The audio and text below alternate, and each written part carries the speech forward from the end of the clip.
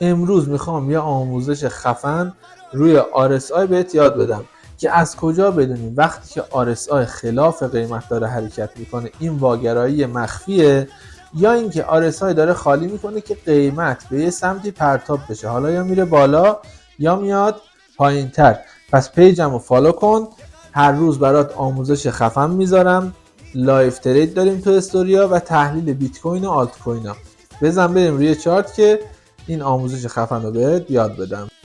خب ببین، زمانی که قیمت ما روی روند صعودی قرار داره مثل اینجا و RSI داره میاد پایین تر خلاف جهت قیمت، به این میگم واگرایی منفی و باعث کاهش قیمت از ناحیه بالا میشه. خب اینطوری. حالا بیا بعدی. خب ببین، نکته اصلیمون اینجاست، قیمت داخل یک کانال بدون ریزش یا افزایش حرکت میکنه و RSI مثل اینجا داره خالی میکنه.